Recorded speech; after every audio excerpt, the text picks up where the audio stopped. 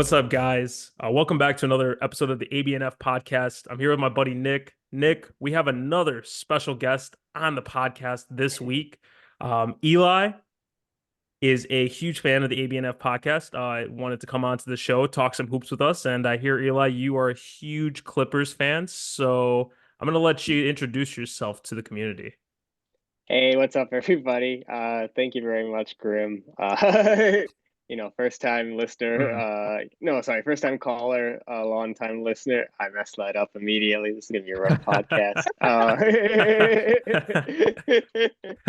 Yeah, but like you said, Clippers fan, for a while now, ever since like the Lob City era. So excited to kind of talk about them here and excited to have them kind of be doing well, especially like, kind of at the beginning of the season here. It didn't look like it was going to go so hot, kind of reassembling the 2014 Western Conference All-Stars, but they found a way. So here we go. But yeah, no, pretty cool. Yeah, no, definitely, man. And I was gonna say real quick, at least I love to hear Nick. I'm sure you heard that too, but he said he's been a fan since Lob City, so he's not one of those, Kawhi, Paul George, jump on the bandwagon Clippers fans over here. No, absolutely not, man. So I All No, right. appreciate definitely you been for on the hopping on the podcast, man. I appreciate you yeah. for been long time listener. Now finally able to get you on. So, we appreciate you hopping on, man. I can't wait to dive deep into some of these topics, especially about your Clippers, man, because they're real. They're real this year. Yeah, and excited to be here. Thank you guys for having me. So Of course. So Nick, do you want to just give a real quick rundown of what we're gonna cover today? Yeah, absolutely. Obviously, the first topic we're going to talk about the Los Angeles Clippers. We're going to talk about our impressions of them so far, and obviously, what's their ceiling? You know, can they make it to the finals? Is it the Western Conference Finals? Is it only maybe making it to the semis? We're definitely going to dive deep into that. We're also going to be talking about a team that won the trade deadline. I think if each of us are going to probably bring up one team that we believe won the trade deadline. So we're definitely going to bring that up for sure. Um, we're also going to be talking about Grim. You decided to do this topic, so you want to talk about this topic real quick? Okay, so basically, however you wanted to take this, I just think that I see a lot of podcasts do this. I thought it'd be fun to play a game of kind of like five mainstream teams that the NBA media always talks about. So the Lakers, you have obviously the Warriors, the Suns, the Bucks, and the Celtics. And what we're gonna do is we're gonna all kind of give either like a phrase, a word, maybe a movie or a song to kind of like represent that team. So I'm curious to see what you guys put. I think I have some good like or funny things to say about it, but I wanted to hear your guys' opinions on that. But definitely excited to have that little portion into this episode.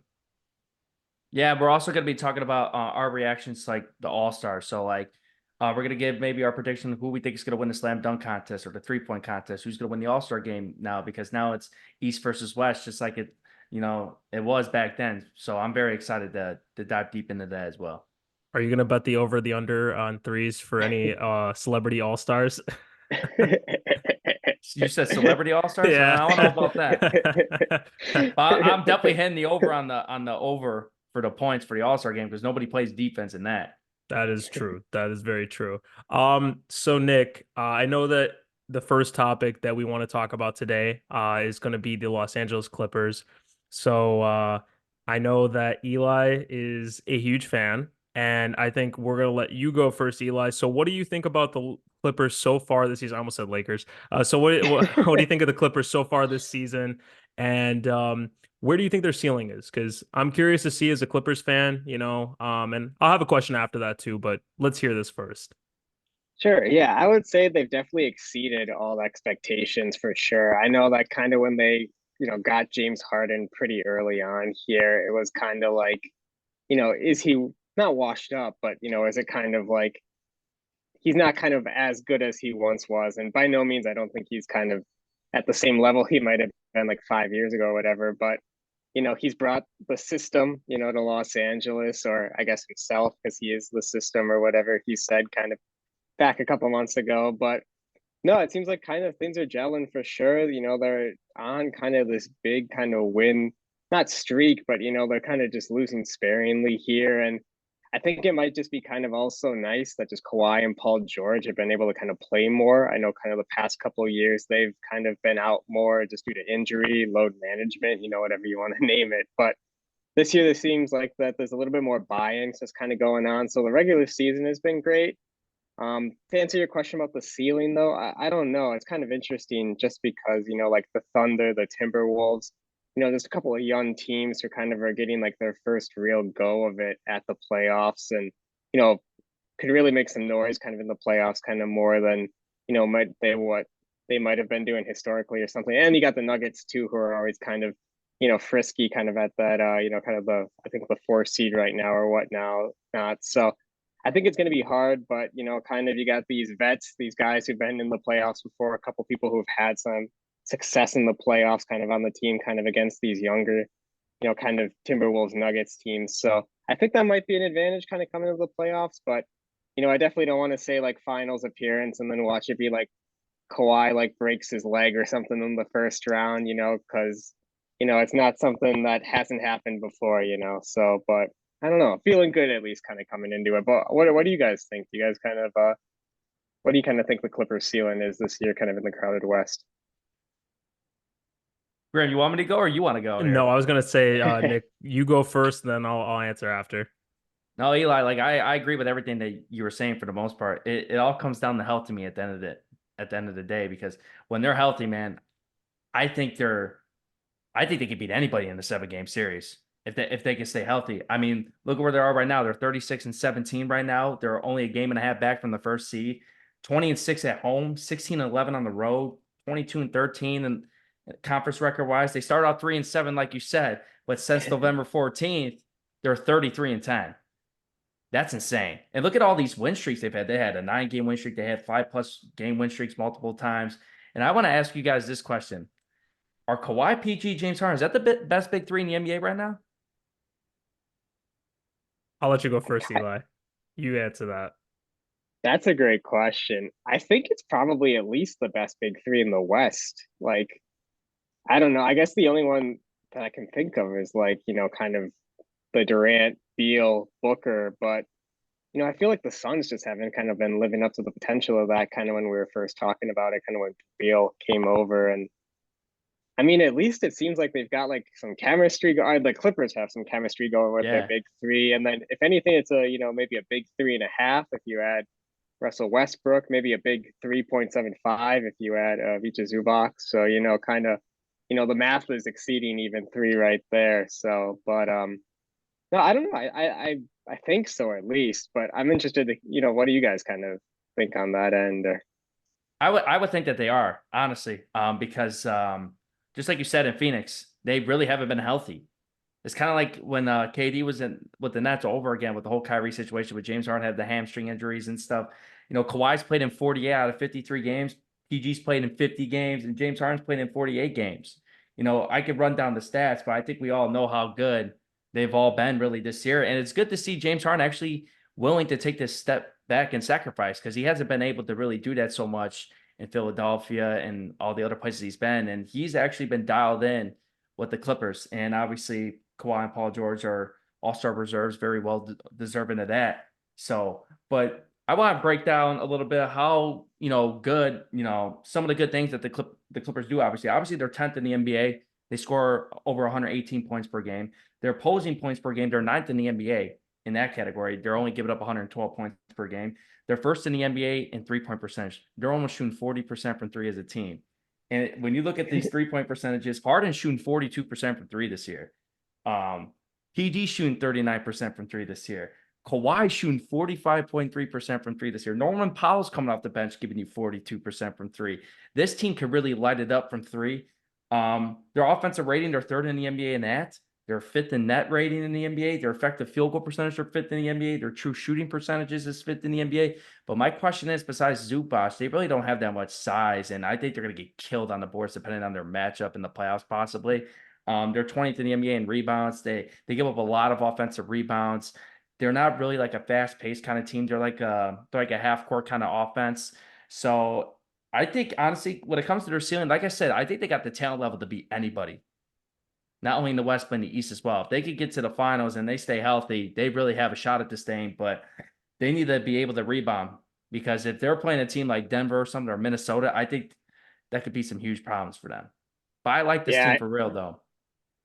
yeah, I'm with you there, Nick. I know like when Zubac was out, I was seeing some stuff where it's like at least Russell Westbrook is getting some rebounds and stuff. It's like I don't know if that's like totally what like you want as kind of your replacement there. And as you were saying, when you're going up against like the Nuggets with Jokic or something like that, especially come playoff time where it's gonna have that energy and where rebounds are more crucial, it's gonna Zubac is gonna have a lot of big shoes to fill, kind of kind of grabbing those boards and stuff. But I mean, that's not to like knock. I feel like Kawhi, kind of has stepped up and got rebounds and stuff in the past, and even with Westbrook, kind of having a guard who's willing to kind of get in there and Mm-hmm. kind of fight for those rebounds, especially in kind of more of a 6-man role and whatnot. Kind of Mhm. at this point, you know, the tools are there. I feel like, but agreed with you that there isn't really a wealth of like specialists or whatever you want to call it, kind of on Yeah. the boards there. So should be interesting to kind of see come playoff time when kind of the stakes are raised a little bit. So Nick, Eli, I think you guys have both had really good takes on, the Clippers overall. Nick, to get back to your question from the beginning about the big three, and I think Eli kind of pointed this out. I really don't think there's many big threes out in the NBA right now. At least when we were talking about the big three era of the Miami Heat, LeBron, the young OKC Thunder. Obviously, you had that like very powerful San Antonio team with a bunch of like veteran like guys that had been there. I would say that Boston might have one of those other like you could call it a big three because I wouldn't say that like anybody else does. I think there's a bunch of big twos out there. But I think in terms of like if we're gonna say like three like star to all-star level caliber players, I would definitely say that the Clippers have, I think right now, the best big three out there.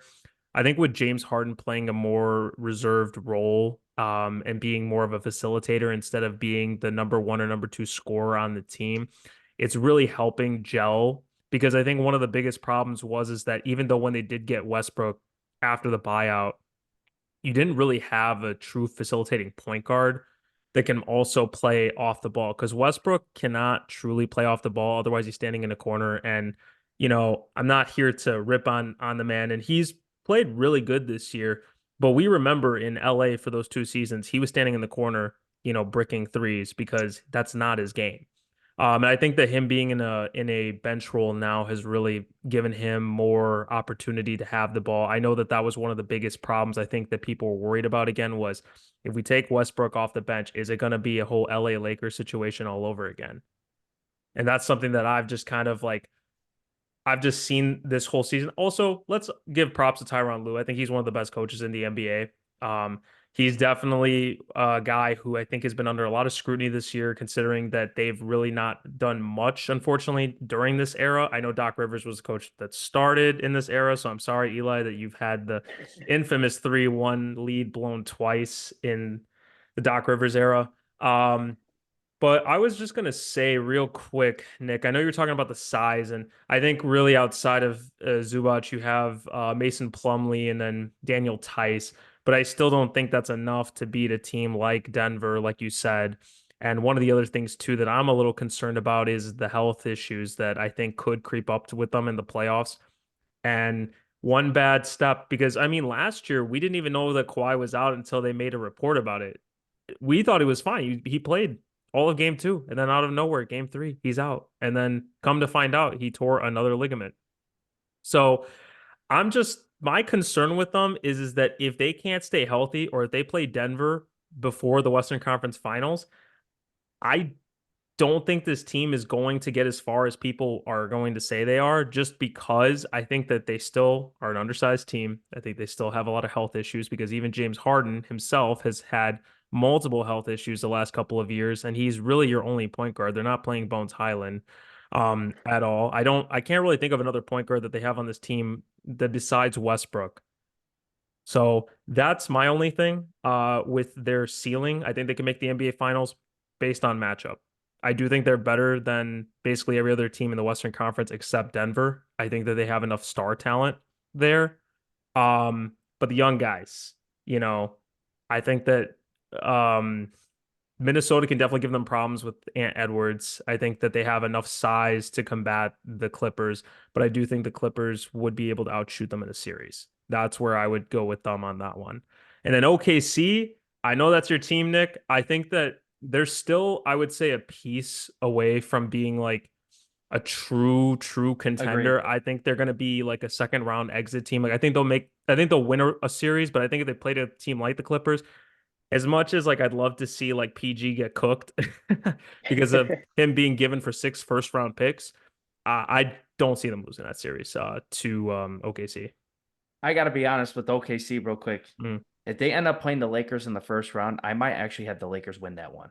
That's a Wow. bad matchup for Oklahoma. You can see it in the Wow. regular season. No, I'm being No, serious. I know, I know, I know. Oklahoma's my team, Mhm. but for some reason they can't figure the Lakers out. They just can't. Hey, LeBron's And they been don't on have the the side. revenge. I'm just saying, as long as LeBron and AD are healthy, I think that's the kind of team that the Lakers would want to see in the first round.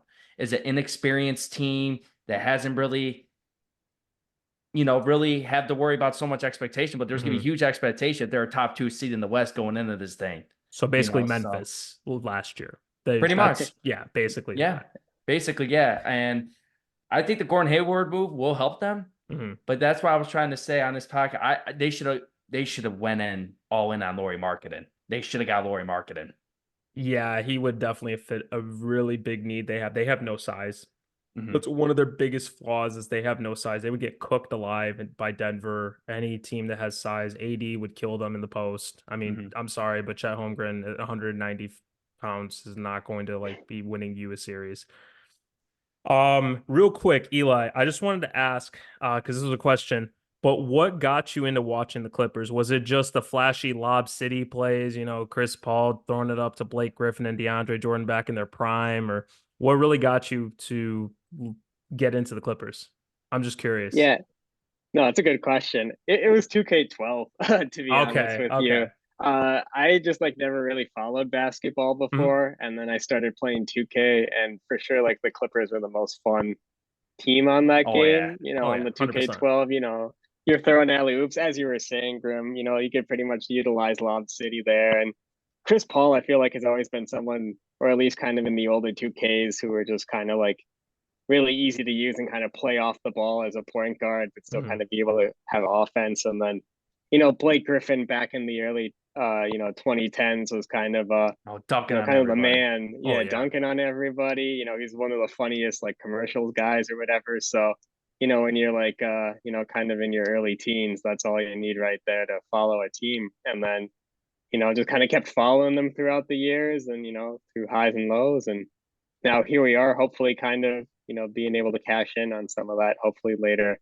come May and June here. So, but no, it's been a long time. So We'll see. I mean, I think my first 2K I ever played was 2K9 with Kevin Garnett on the cover, and that was like really like my exposure to start basketball. Because I had never really watched too much. Like really, I think I started watching basketball with like the '08 Bulls team with the rookie Derrick Rose. So that was really like my first true exposure to basketball. But I think 2K does help a lot of people like get into basketball more just because it's a video game. You're able to follow all the players, you know all their names. Like you end up liking one team because their star player is just amazing to play with. I mean, like 2K13, the Warriors are unstoppable. I mean, Klay Thompson and Steph Curry, you can just jack up like 100 threes and you're gonna like cook your opponent like every game because they don't know how to stop it.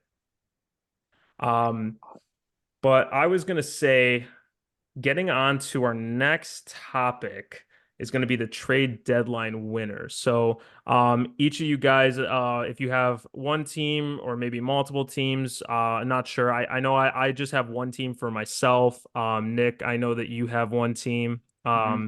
just by sharing notes and stuff. And Eli, I don't know if you have more than one team, but we'll let you go since you were the guest first. So, who do you think was the biggest trade deadline winner? You can give your reasoning behind that and just let us know. sure. Hopefully not stealing anybody here from you Oh, guys. you're good. And maybe leaving Grant Williams aside after hearing that the Mavs thinks like he's like out of shape now or whatever that article was from yesterday. But I honestly I think it might be, and I don't know, just this trade deadline didn't feel like there were too many blockbuster trades per se. It feels like every trade deadline we at least get one or two where it's like this is going to be like crazy kind of coming down the line. But this year, it didn't really feel like there was anything too hype. I don't know if you guys agree with that or disagree with that, but I feel like Pat Beverly, honestly, coming to the Bucks kind of feels like it'll be an interesting move for sure, just because he's kind of, I feel like one of the more prototypical kind of 3-and-D guards, kind of the past kind of 5 years or whatnot, and I think that defensive help, the Bucks, I don't know, at least in my opinion, kind of feel like they haven't really had kind of that defensive guard kind of over the past couple of years here. So granted, Pat Beverly might not be the best, man, kind of to fit that model, No, it's but something that they needed I think though. for sure, yeah. And also, like, I remember just kind of during the Bucks run, PJ Tucker was kind of the tough guy, if you will, kind of the enforcer. And I feel like Pat Beverly now, you got a guy who is going to be like chirping people, getting in people's face. I know, like, him and Dame kind of famously, had some kind of beefs and whatnot in the past. Kind of they were going back and forth on Twitter. So now, fortunately, Dame's on the other side of that, where he gets to kind of benefit from it this time around. But I think Pat Beverly is just kind of a culture guy and whatnot. I think is somebody that Milwaukee might kind of really embrace, and he might be kind of pretty helpful with the defense. Come as we're coming closer and closer to the playoffs here. So. I like the I like that one. I would go ahead, Nick. Go ahead. You were No, gonna no, say something. no. No, it's something that they really needed, obviously. So they needed like a veteran guard that needed like a little bit more experience, but someone that's willing to defend, willing to do all the dirty work, willing to do all the trash talking. They needed that kind of rough brother. And he's like that PJ Tucker, like you explained when they won that championship. It still blows my mind why the Bucks wouldn't give him that 2-year, $15 million contract. Makes zero sense to me whatsoever after they got the win in that championship. But the Bucks, they're just slow. Like they're a great team. Don't get me wrong, but that I think when it comes down to it, like what if they do make the conference finals and they play against Boston, I got to be honest with you. I think it's only going to go 5 games. I think they're going to get killed. They're going to get cooked. Yeah, the Oh, way I'm Doc with Rivers is. Yeah, exactly. You're I mean, gonna look at what just happened last time against Miami. They got absolutely cooked. When they play teams yeah. that are very fast, very athletic, that's when Milwaukee's got their troubles. And when they have a guy like Bam Adebayo, one of the best defenders in the game, that could at least contain Giannis. Like Boston could throw a lot of Giannis. They got a lot of size. And the question is, for Milwaukee, who's going to guard Tatum? Who's guarding Jaylen Brown? Who's going to get out there and stop Kristaps Porzingis from shooting threes? Because they got Drew Holiday that could guard Damian Lillard. That's true. That's true. I really quickly just wanted to say too, isn't it kind of funny that Pat Bev has become the teammates with two guys he's infamously like had beef with, like Westbrook last year and Dame this year? I just think it's just funny. And then Pat Bev is probably gonna go on his podcast and be like, "Oh no, like me and Dame are boys. Like we hang with each other. Like we're all cool, man. Like I respect him. Like I never said any of that crazy stuff that I kept saying up to him." Like that, like the Cancun on three, like that was, yeah, like stuff like that is just, it's just funny. But I think Nick, like you said, and I think Eli as well. I think having that defensive identity that they've really needed this year. I think Pat Bev is going to help. I mean, even look at when he came to Chicago last year, I know it was a random like pickup, but like I do think that he did help invigorate that defense. Like it, as crazy as it sounds, sometimes you just need a guy that's going to like hold you accountable, like tell Mm-hmm. you where to go and basically just be that irritant that the team needs.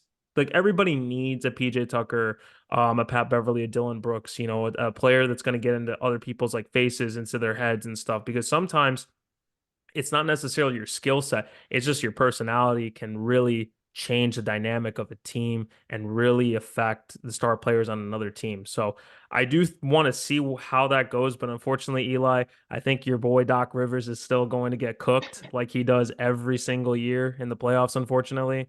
And as much as I'd love to see Milwaukee make the finals and go to the Deer District and like celebrate them, I know I'm wearing a Chicago shirt, but come on, guys, let's be honest, the Bulls ain't going anywhere. Oh no. Um, so I really hope to see them go somewhere, but I just, yeah, and it wasn't a crazy deadline either. So I mean, there was no like crazy moves, but that move could be really important. Nick, Yeah. what do you think in terms of a trade deadline winner?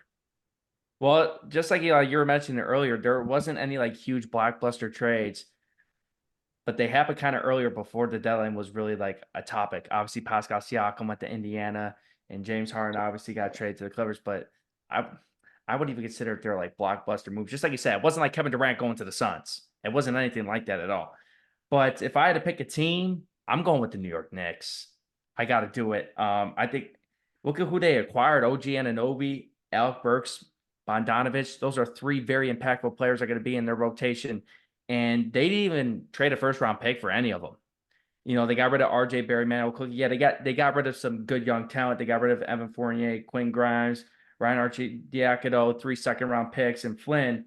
But I mean, like to land those three guys, I think OG Anunoby fits really well with Julius Randle and Jalen Brunson because he doesn't really need the ball in his hand so much. He could knock down threes when he's open and stuff, and he's gonna be able. He could guard anybody. Grim, just like I said, like a couple podcast episodes ago when we had I forgot who we had on as a guest, but remember like how Tom Thibodeau was with the Bulls? Like Oh, Omar. this is When we Luol had Deng. Omar on. Yeah. Yeah. This is Yeah. this, It this is sounds like like this is Omar, this yeah. is like Tibbs is like Luol Deng, somebody that could do all the dirty work, someone that's still good enough offensively. Like I say, he doesn't even need the ball in his hands really that much, and he can still give you a good 17, 18 points. You know what It's I'm true. saying too. And Bogdanovich, like, yeah, he's about to be 35 years old, but like, look what he was doing with Detroit. I get it's Detroit. There's nobody good on that team besides Kate Cunningham, really, but he was averaging over 20 points a game, and he was knocking down pretty much 3 threes a game, and he was shooting 41.3% from three. So, and he really fits well with the Knicks because Knicks desperately needed 3-point shooting, and Bogdanovich could light it up. And so could Alec Burks. He's a former Knick. He's becoming like one of the league's best like backup combo guards in recent years. He could really light it up too. So I really like who the Knicks got. I think they got deeper. I think they're a legit threat. I don't Mhm. think they will come out of the Eastern Conference, but like I said, I wouldn't be surprised if they made the conference finals and lose to like Boston or something. I was But just about to ask that question too. Do you guys think that the Knicks could challenge the Celtics if the Bucks cannot get there? At least over here, I don't think anybody in the East can really challenge the Celtics at this point, to be honest. I do like the Knicks though, for sure. I think Jalen Brunson has really been stepping it up this season, and Nick, definitely with what you were saying, they definitely made some moves. So it sounds like they're kind of, loading up to try to challenge Boston, but I don't know, just Tatum and kind of Jalen Brown, and as you were saying earlier, Grim Porzingis, also kind of, or maybe it was Nick. I'm sorry, yeah, my bad. But like, or maybe it's both of us. I don't know. Who knows? But kind of, you want to talk about big three? I think that might be kind of something there that the Celtics have, and I don't think the Knicks have kind of the roster to kind of build that up, kind of against the Boston big three, if you will. So, but yeah. yeah, I'll say this though. Look out in this offseason because the Knicks have 8 first-round picks. This isn't over. This is just the beginning for the New York Knicks. Even if they make it to the conference semis, I think Bogdanovich is only signed for this year. If they could flip him and flip Mhm. these draft picks, they got a lot. They still got some young talent on this team they could give up to now. I wouldn't be surprised if they could get another star caliber player added to this roster with Jalen Brunson. Maybe, To be honest maybe, with you. maybe, maybe Yeah. Donovan Mitchell. We don't know. We don't know.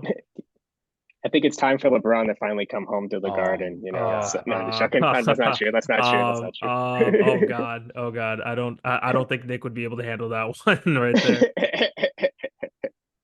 I mean, that's what he decides to do at the end of the day. It's his career at the end of the day. But That's true. I think the Knicks are. I think if they could get a star.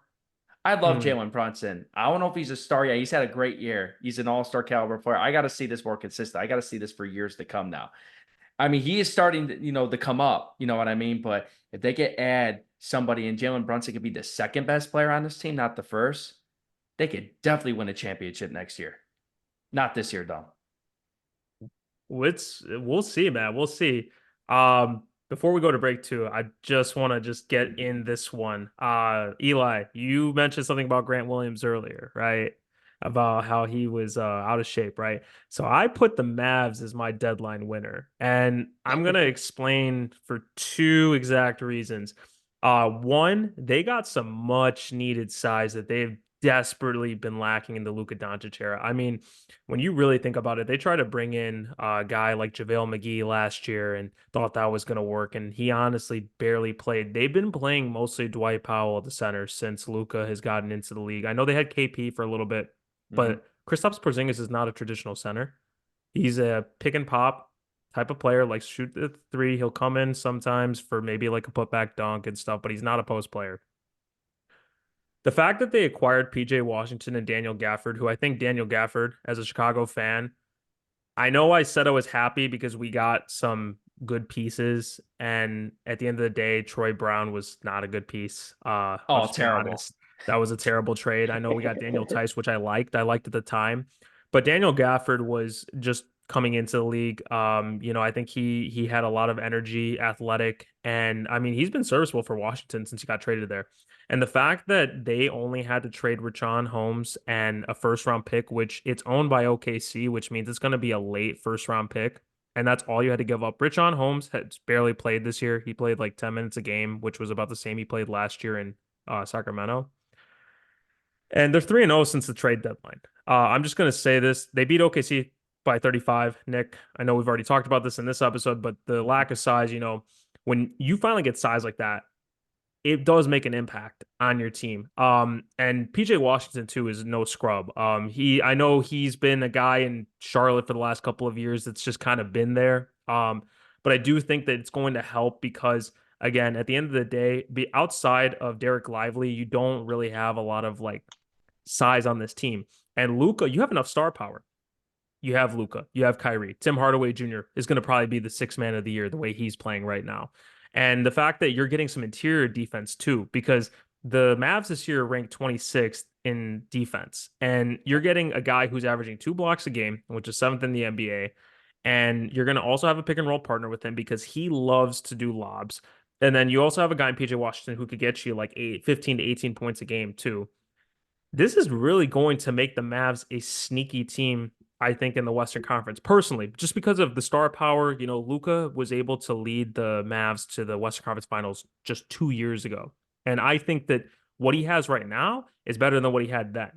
So I think that they could be a very sneaky team. We'll have to see based on matchups, and we'll also have to see how well does this team mesh going into the playoffs. But that's my deadline winner. I know it wasn't any crazy like big moves. Oh, and the only other pieces that they had to give up was Grant Williams, who has been terrible for them and all of a sudden woke up in Charlotte.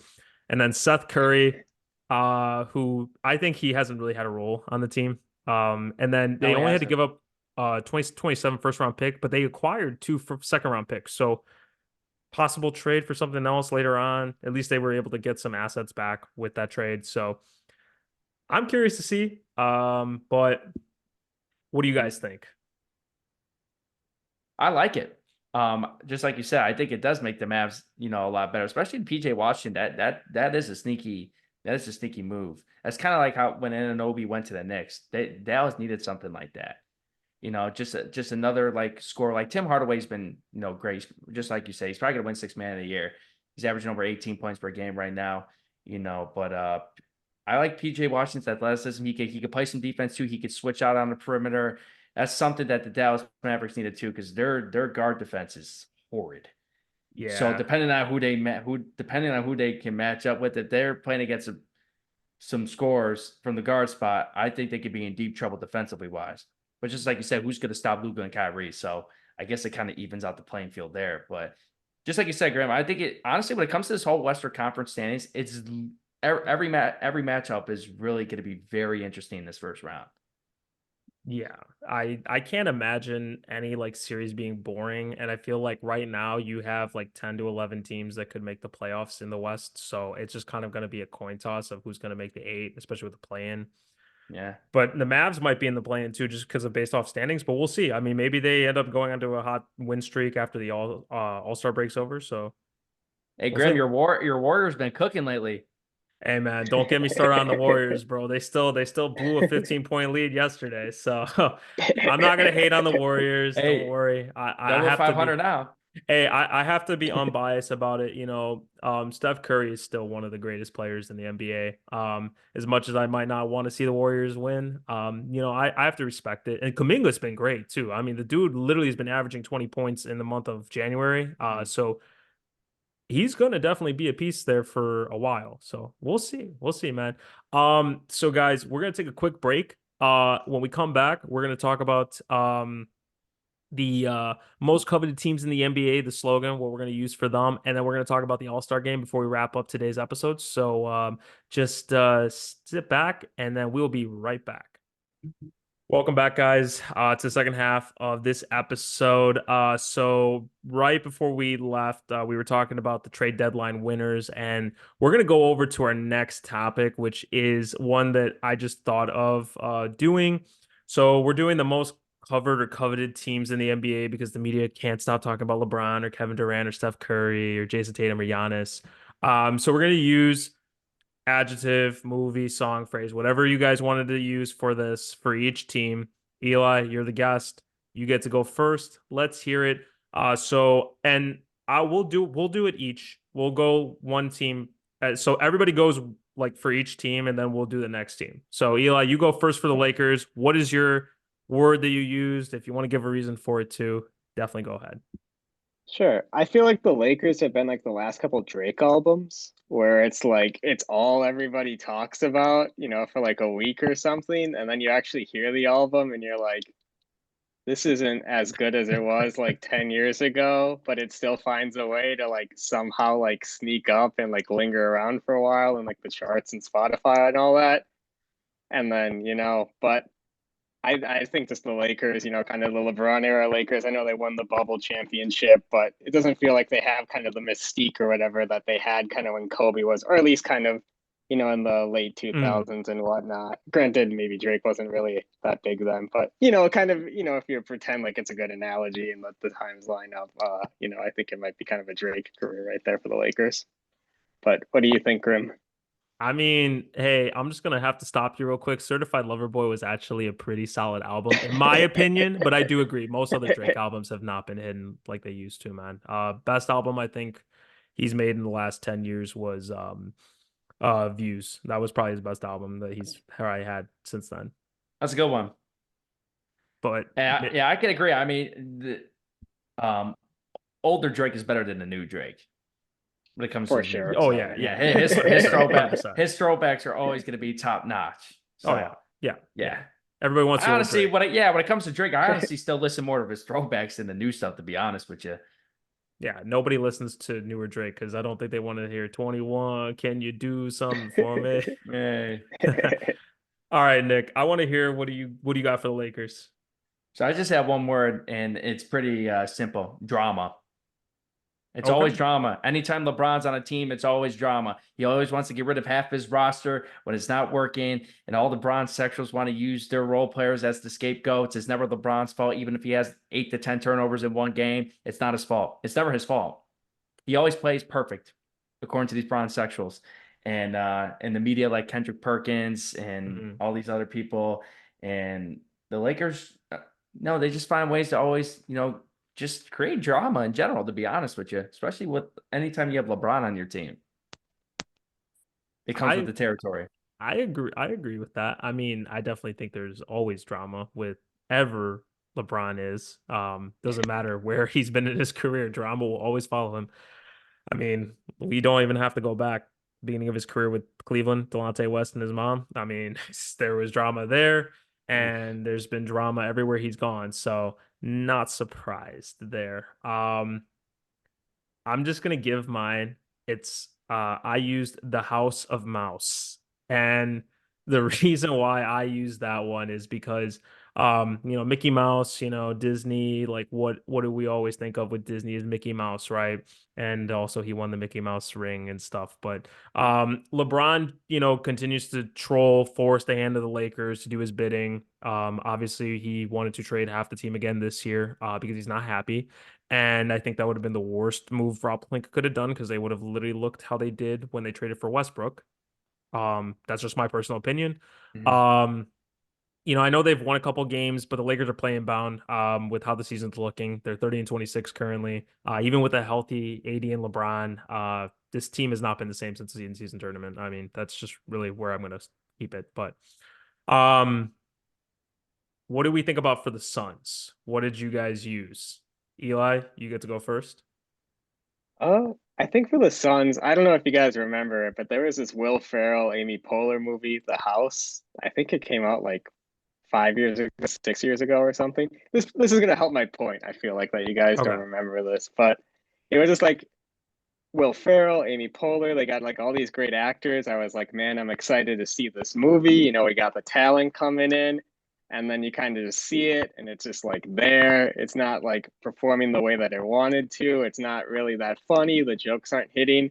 Kind of feel like that's this year's Suns. You know, we got Bradley Beal in. I was thinking like Bradley Beal, kind of having, you know, kind of a guard of his caliber, along with Devin Booker, you know, kind of get a, you know, a 1-2 punch there and whatnot, and have Kevin Durant that's going to really hit. But I don't know. Maybe it's just me. It doesn't feel like it's kind of been up to the par that, you know, we're kind of thinking about that was going to happen kind of at early season here. So, but I don't know. So maybe not living up to expectations there. So I like it. I like it. I think that I agree with that. I mean, Nick, what do you think? No, I like that a lot.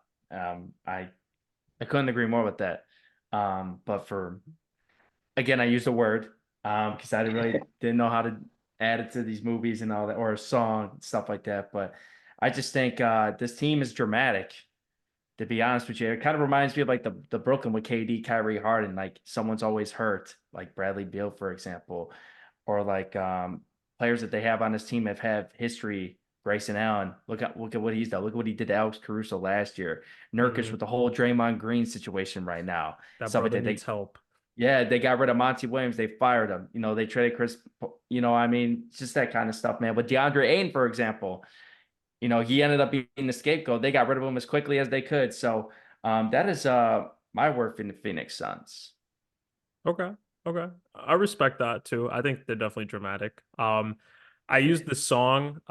It's called I don't know if you guys have heard The Boys Are Back in Town. I feel like it's like Saturdays for the Boys type of song, you know. The reason why I actually use that one is because as much as I think they've been dramatic, and Eli, I think like you said, you know, a movie with a bunch of stars, but it's eh.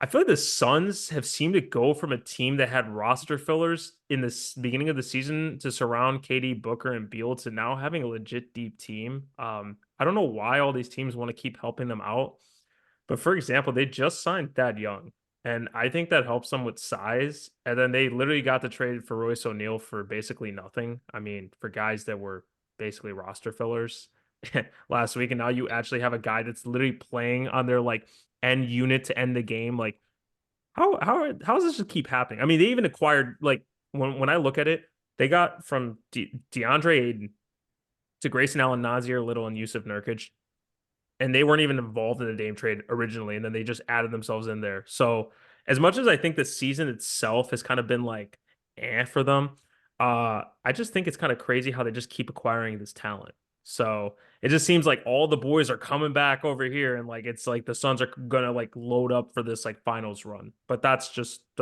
my thing for it. They ain't going to yeah, no that's definitely finals. true. Oh no, I don't think they are. I don't think they are at all. I don't, but I just don't understand why teams keep giving them players like that, like are serviceable and that could be on another team to help, you know. All right, guys. What do we think about for the Warriors? Grim, you're definitely gonna like my word. Okay. But Eli, you can still keep going first, man. You've had some really good ones so far.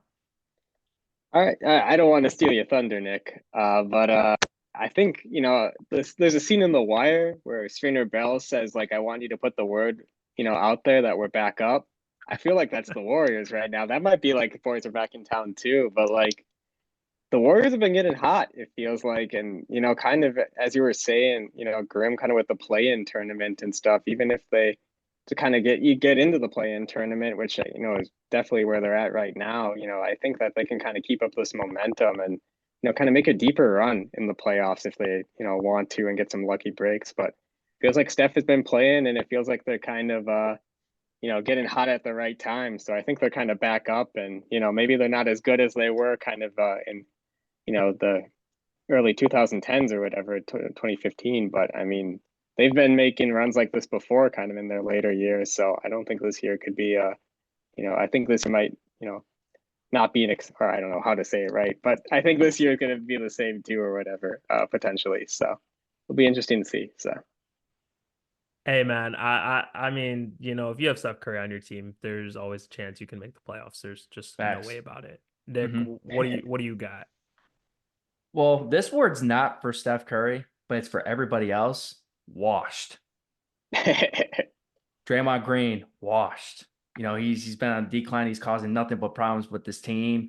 Klay Thompson, you could tell since last year, he is declining more than we realize. And I think the Warriors had a good opportunity to break this up and move into another direction, but they are refusing to go down without a fight. It's like in the movie 300. They ain't going to go down without a fight, those guys. You know what I'm saying? Even though if they know they're going to be completely outmatched and they have no chance in the end. But it kind of reminds me of that with the Warriors. They should have broke this up. It's kind of like the Bulls in the East. That's true. That's very true, man. AK should have already done it. I ain't gonna lie. Um, I like that one. Because I do think that Draymond and Clay are washed, but the word I used, or actually not word, but the song, it's an older song, but we've heard it in like multiple movies and TV shows. It's called "Live and Let Die" by Paul McCartney and the Wings, and I just feel like it's like, all right, you've had this like momentous dynasty that you guys won like multiple rings. Now just leave us alone. But no, they just keep coming back. On the team that was on the brink of rebuilding just a month ago, being the 10th seed in the West, Eli, like you said, like, anything can happen in the play-in tournament. Steph Curry just gets hot one game. It's crazy. I mean, Draymond Green was suspended. We really thought like, man, we've seen the last of the old Warriors. And they didn't trade Wiggins, who was another candidate at the trade deadline that the Bucks, who I think actually would have really benefited if they were able to get Wiggins. And then Klay Thompson is basically just squashed any type of like drama that he was going to leave because of his reduced role. He actually said that he would be okay with taking a reduced role as long as he was able to continue to play for the Warriors and take less money, because he said he wants to condition his body to be like a Ray Allen, Reggie Miller playing into his late 30s. So we'll see. We'll see, man. I know I'm not going to be rooting for the Warriors, but I think anything can happen. I think anything's possible. All right. Let's get to the next one. Celtics. Eli, what do we got for that one? I don't know if I have like a pop culture thing or whatever to compare for the Celtics, but I just think surefire, might be the word, the adjective that you ought to use if you don't mind me Yeah, kind of no, just using a that's word fine, there. man. Just because like I don't know, thinking at least looking at the East, I feel like the Celtics kind of coming off of last year just feels like the top bet. And like I know like the Bucks are kind of up there and the Knicks as well. And then even Mhm. Cleveland is getting kind of hot here and stuff for sure. But it just feels like the Celtics have the experience. And then with the Bucks, I've seen too many ghosts with Doc Rivers kind of in the playoffs to think like this is going to be a good idea, him kind of coming halfway in the season and coaching. So I just feel like the Celtics are kind of a surefire bet, if you will, to kind of take the East this year for sure. Okay. Okay. Yeah, I agree with that. Yeah. Well, I actually came up with something in my head. Okay. And for Boston, it's a quote: prove me wrong to otherwise. Because you can win all these regular season games all you want, but you have no championships to show for this current team so far. In this current, with like Tatum, Brown, and those kind of guys. And they've been the favorites for the last couple of years now, to be honest with you. They were better than the Warriors. They shouldn't have lost that series. They were up 2-1. They blew that game. They could have went up 3-1 easily. That series would have been over. Hmm. And it's very inexcusable. I get it that Miami wasn't a normal 3 seed, but to be down 3-0 to that team, I understand you made it to a 7-game series and stuff, but that's very unacceptable. And I just think they overpaid for Jaylen Brown, and I like Drew Holiday and stuff, but I see another choke job coming. Okay. I I mean, think they get to the finals, but I think they lose again. okay. I mean, that's definitely, I don't disagree that they could definitely lose, and we do have to see them actually win something and Jason Tatum actually to show up and be the best player and this like MVP type level that even Stephen A was calling him earlier. I'm going to use the movie. It was a Disney Channel like original movie. I think it was called The Luck of the Irish. I just feel like right now they get every single thing like going their way. I mean, they have the best record in the league. Um, and I know Nick, like I know that they haven't gotten, lucky when it comes to the playoffs. I just feel like in the regular season at least, they've definitely gotten lucky, even in the offseason. I mean, Oh yeah. Kristaps Porzingis, Drew Holiday for like really nothing crazy. I mean, Marcus Smart and Malcolm Brogdon, but you were able to get draft picks back. Like, I don't even know how that was possible, but Brad um, Stevens. yeah. And the fact that they were able to get Xavier Tillman, another, bigger body down low in the paint, because really outside of Kristaps, you only had Al Horford. So I think that was a huge move for second round picks. I That mean, was a move to guard Giannis. yeah, yeah. Like And how Holiday was the move to guard Dame. I, They're I honestly the way the Celtics are. Sorry to cut you off. yeah, They're no, no, literally you're good. You're good. constructed to stop the Milwaukee Bucks. Literally, their focus is the Milwaukee Bucks. That's true. And I feel like they're getting so lucky that even like the Bucks won't even be there because Doc Rivers is not going to be able to figure it out. And this man's going to blow some lead in the second round. And then we're all going to be like, bro, he did it again. He is really the magician out here. All right. He's just all tricking us into thinking that there's going to be something else. Um, and for our final team, just talking about them, the Milwaukee Bucks. What do we have for that one? Yeah, kind of jumping off what you were saying there, Grim, about Doc Rivers. There's a Tame Impala song called "New Person, Same Old Mistakes," and I think that that's probably going to be how we describe the Doc Rivers Yeah. regime here. Yeah. Just because I don't know, I just they have a great team, and definitely I'm a big fan of Dame. And Dame coming to Milwaukee was very cool. Granted, at the expense of giving up Drew Holiday, who himself, is a great player for Milwaukee. I feel like for sure, but this Doc Rivers in charge doesn't give me any hope. And I know he's a Marquette legend. I know, his jersey is hung up at the Pfizer Forum, on the Marquette side. So, there's that Milwaukee history. So it'd be a cool story if he can kind of turn it around, kind of the Bucks around, kind of coming in midseason, give, this in company a second ring potentially. But I don't, I just feel like it's going to end in disaster. It just kind of feels like, the writing's on the wall. But I don't know. What are you guys thinking? Go ahead, Nick. I just have a word, and it's pretty simple. I think they're overrated. Yeah. I think the betting odds. I think they might be the third best chance to win the championship. But just like Grant, I see a disaster might come, and I think your prediction at the beginning of the season was correct that we wouldn't see a Boston Milwaukee conference finals. I see something happening in the conference finals. I think either Boston or Milwaukee, somebody's going to lose. I think somebody's going to lose. I think the matchup that we anticipate wanting, it's kind of like the Lakers and Clippers in the Mhm. bubble. That's what we wanted to see. But the Nuggets took that away from the viewers. I think a team like the Knicks or something can take that away from the viewers as well. I think both of you nailed it spot on with the Bucks. I do think that like they are definitely it's like the same old thing is gonna happen with something is just gonna like happen. I actually originally had one word for it, but I'm actually gonna use a different one, and I'm gonna put deer in headlights. And I just kind of feel like they look. I mean, their defense did not look good, but they were 33-10 under Adrian Griffin, and the fact that they fired him, and after firing Coach Bud last year, trading away Drew, lack of defensive identity, then to come in and hire Doc Rivers just feels like the most like deer in the headlights move. It's like we don't know what to do. We're spiraling out of control. We've lost the locker room. Now we're gonna bring in the guy who is not going to win us a championship, and we're going to sign him up for 3 more years. I How does he get a mean, bag like that?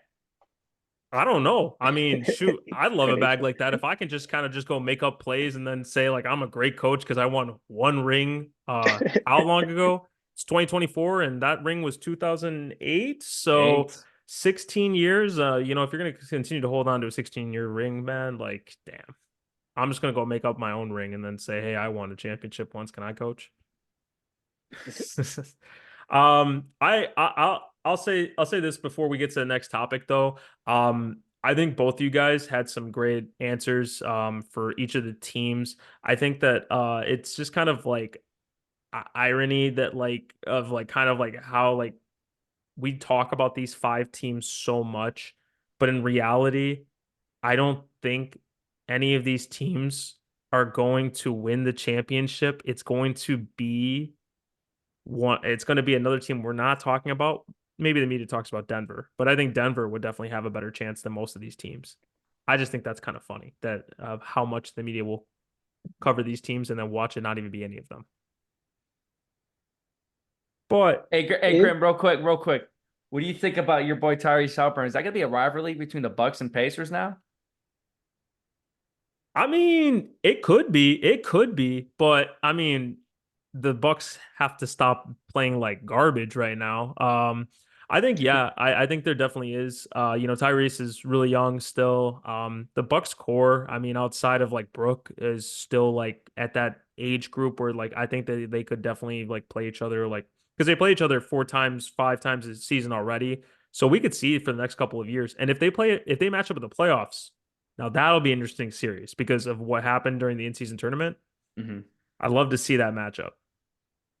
Yeah, did you hear what Tyrese? He was on the JJ Redick podcast, and did you know that the Bucks actually had the Giannis ball the entire time, and they were blaming the Pacers organization for taking the ball? Did you hear this story? I did not Did you hear hear it?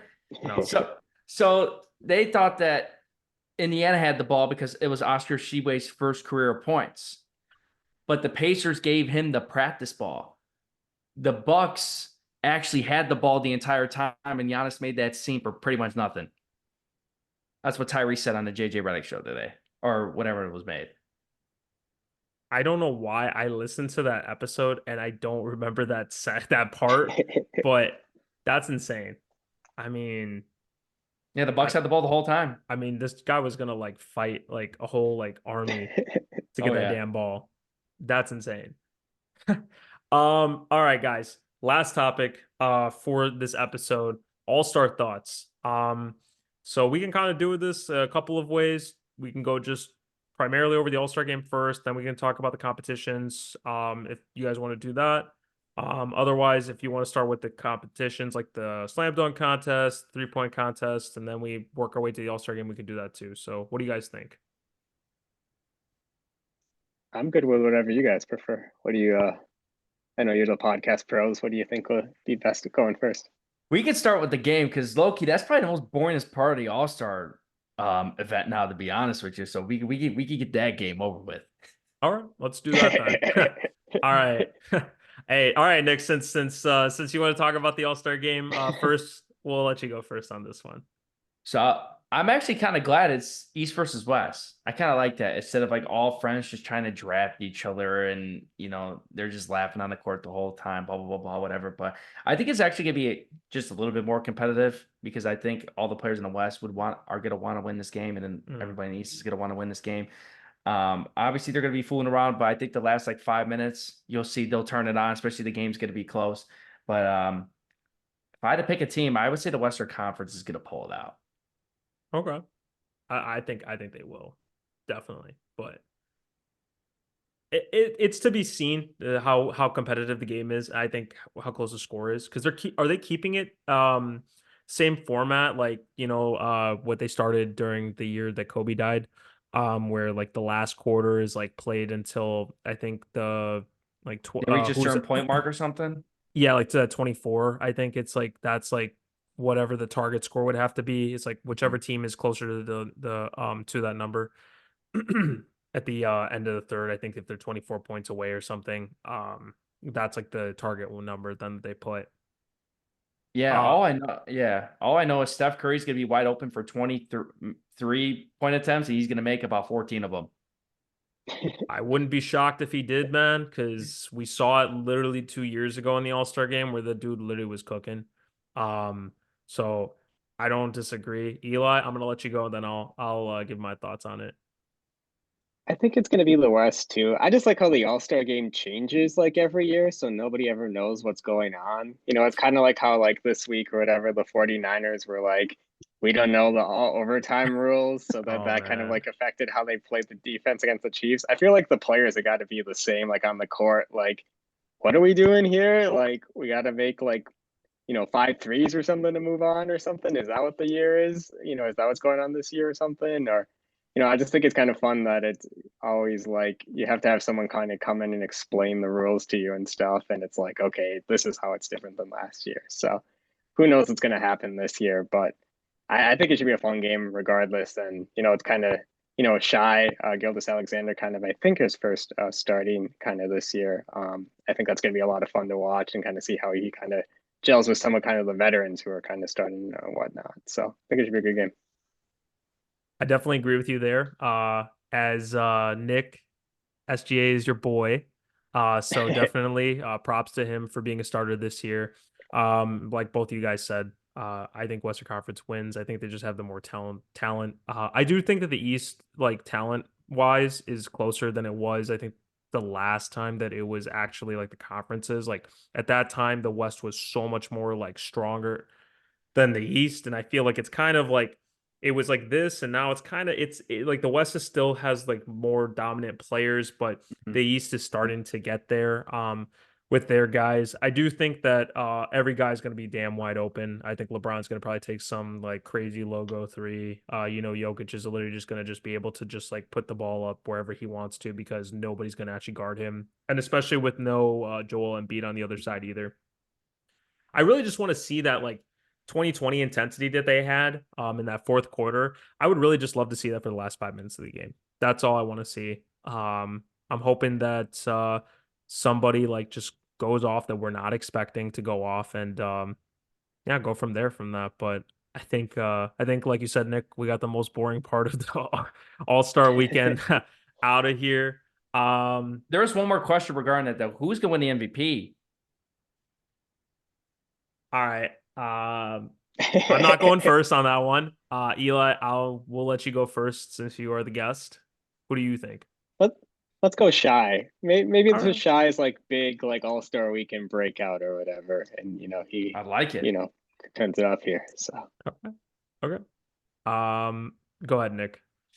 Ooh. I feel like when it comes to these games, I don't know if it's just me, but I feel like more guards win this award than like Mhm. the bigs when it comes to like the All-Star MVP. So, wow, this is I'm gonna kind of go on a limb here because Grim, we talked about this. We didn't think this person deserved to be a starter. Mhm. Watch Damian Lillard win this thing. I okay. was literally just thinking about all those damn threes he hit a couple like years ago in the All-Star game, and it was like he was just like pulling up from like I think it was to the 21 All-Star game where he was in Orlando where he was or no, it was Atlanta where he was pulling up and it was like how are you hitting every three? Hmm. I could see that. I mean, it really is guard dominated. I'm just gonna give you my boy Tyrese Halliburton. My reasoning for it is, I mean, it's being played in Indiana. I think it would definitely if he can like play at the level he's been playing this whole year. And of course, because they're not gonna be playing defense, like he could easily have 40, 50 points if he wants to. And Oh yeah. I mean, you would give it to Indiana. I mean, like you said, he's tired of being a loser. So I think he's really just trying to show people like he's, in it for everything he can get. So Hmm. we'll see, man. We'll see. What do you I guys like think about that. the slam dunk contest though? Because I think that's gonna be I think this one will be better than the last couple. I think McClung really definitely like revived it last year, but I think they actually got some better people to be in it this year. So what do you guys think? Yeah, I'm Yeah. with you there. Oh, sorry. Go ahead, Nick. No, My no, bad. no. Go ahead. All I was gonna do honestly was just announce the four players. Yeah. Obviously, Jalen Brown, Sure. Jaime Jaquez Jr., Mac McClung, and then Jacob Toppin are the four that are going to be participating in the slam dunk contest this year. That's all I wanted to throw out there, just for the people that are listening or viewing. They might not know who was in it this year, to be honest with you, because honestly, I had to do research on this morning to figure out who was in the slam dunk contest because I didn't even know. I had no idea. Go I ahead, do think Eli. it's cool that like oh, thanks. I think it's cool that Jalen Brown's doing it. To be, it feels like this is the first time in a couple years where it's kind of like we've got like a big star. I granted maybe Jalen Brown isn't a big star, but at least kind of like at least someone who's on the All Star team. Kind of playing the next day. Kind of participating. Mhm. And as you were saying, Mac McClung too, kind of feels like he brought some juice to the dunk contest last year, and so I know this is the second year, so who knows like if he can come up with four dunks or whatever that kind of match the energy of what he was doing last year. But he's definitely a guy who has a lot of these highlight dunks and whatnot around the internet, whether it be like YouTube or just kind of goofing off and stuff. So I think at least we got like a good duel going on there. And, kind of Chuck has Jr. kind of from the Heat too. Also, is seems like a guy who is at least like very entertaining, kind of at least, and we kind of hear his personality and stuff kind of in interviews and social media. So who knows?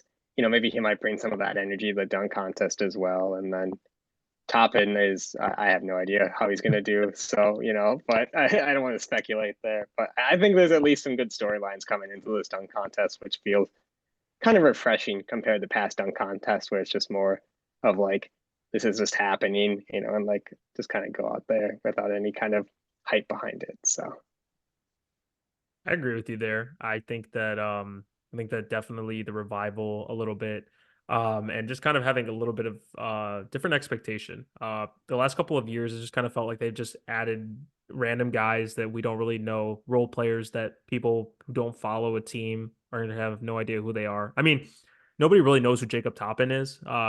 And unless you know who Obi Toppin is, like you might really not know who Jacob Toppin is. Everybody knows Mac McClung because of what he did last year. Mhm. I actually think Jaime Jaquez is actually going to win this thing. My reason for it is I just feel like he's got some like he's underrated, but he's got hops, and I feel like he's just going to come out with some crazy ass dunk that like nobody expects. And I know that Mac McClung is going to definitely like have a great like dunk contest again because he's just super athletic, uber athletic. But I don't know. I just feel like it's hard to crown the same person like multiple years in a row. And it seems to always like happen like where like the guy who won it the year before is gonna obviously defend his title. And then there's gonna be some other guy that comes in. I don't think Jaylen Brown is gonna do anything crazy. I feel like he's gonna be the first one eliminated. I really do think that.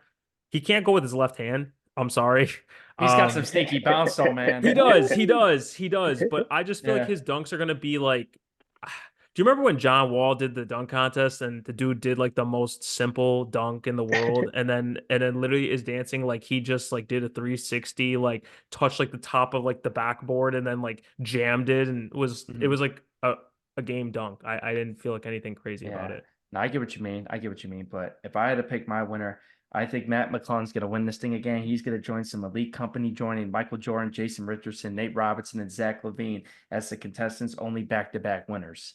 So I really see Matt McClung. I think he just, I don't know. It's kind of like when like Kyrie with his hand was like, he's got the bag. He's got the bag when it comes to dunks. Hey, he's another white boy that can jump out here, man. That is very true.